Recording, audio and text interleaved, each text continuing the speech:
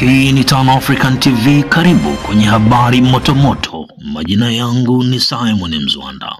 Na leo hii tunakwenda kutembelea taifa la Abu Dhabi, ambapo makao makuu ya uwepo wa dini moja yanakamilika rasmi na kuzinduliwa mwaka 2022. Ungependa kujifunza? Ungana nasi. Angalia kipande hiki yaliyotokea 2019. Religious history was made in Abu Dhabi last year when the document on human fraternity was signed by Pope Francis and Dr. Ahmed Al-Tayeb, the Grand Imam of Al-Azhar. It called for tolerance, universal peace and the reconciliation of all faiths. Embodying this agreement, this year construction will start on a project called the Abrahamic Family House on Saadiyat Island. Due for completion in 2022, the site will house a church, a mosque and a synagogue. Kwa namna ya pekee tumshukuru ndugu yetu Joseph Okechukwu kwa ajili ya kusaidiana nasi na kushirikiana nasi katika kufanya tafiti hizi ili kuwafungua wengi ulimwenguni.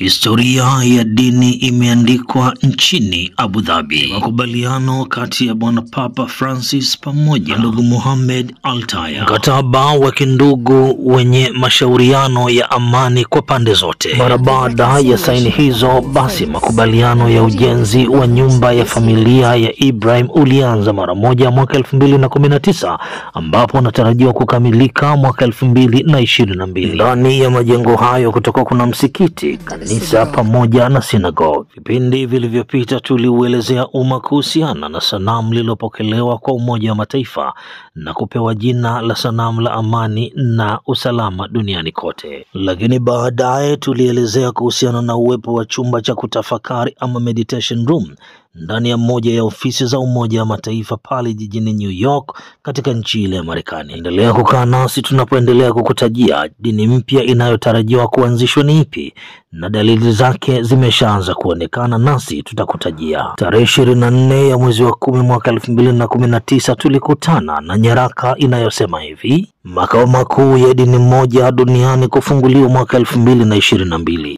Baraza la pamoja la dini ya Kikatoliki na Kiislamu liitwalo Krislam lililoanzishwa na Papa Francis linatangaza ufunguzi wa makao makuu yake utakaofanyika mwaka 2022. Makao hayo yanaunganisha kanisa na msikiti kwa mujibu wa agano, yani covenant, ambayo imesainiwa. Waraka mwingine tulioupata ni waraka uliotolewa mwezi wa 12 mwaka 2020. Tarehe na mwezi tajwa, Umoja wa Mataifa ulipitisha sheria ambayo Wakristo wengi hawana habari nayo, sheria ambayo imekumbatiwa na nchi za Falme za Kiarabu. Sheria hii inapiga marufuku mafundisho yoyote, ikiwa ni pamoja na yaliyomo kwenye Biblia ambayo yahisiwa kuwa ni ya kejeli. Tan Africa baadaye tulikutana na waraka huu ambao ningependa na wewe usikie. Nitausoma kama ulivyo. Neno la pamoja kati yetu na wewe ni barua ya wazi ya tarehe 13 mwezi wa 10 mwaka 2017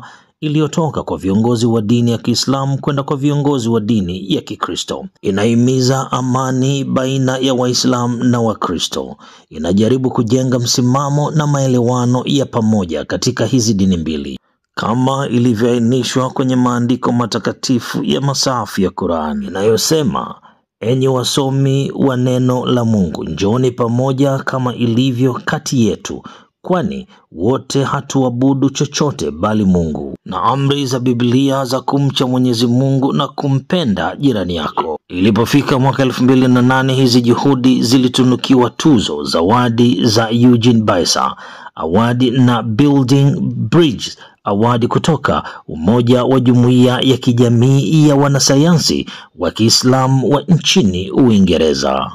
Yako mengi ya kuelezea na sijui nianzie wapi na nimalizie wapi, lakini hapa ninahitaji kuzungumza na kusemezana na ndugu na dada zangu wa Kristo kwa Waislamu juu ya huyu anayeonekana ni mnyama ambaye amepewa jina la salama na amani duniani kote. Je, unapomwangalia mnyama huyu unaiona salama, ama unapomwangalia mnyama huyu unaona amani ama uharibifu? Juhudi kubwa zinazofanywa na Papa Francis, huku zikiungwa mkono na Jumuiya ya Mataifa ama Umoja wa Mataifa, ni wazi ni mambo ambayo yanakwenda kuwanufaisha katika kukamilisha uharibifu wanaotaka kufanya dhidi ya watu hawa wa jamii hizi mbili, yani Wakristo na Waislamu. Kwa nini nasema haya? Tega sikio.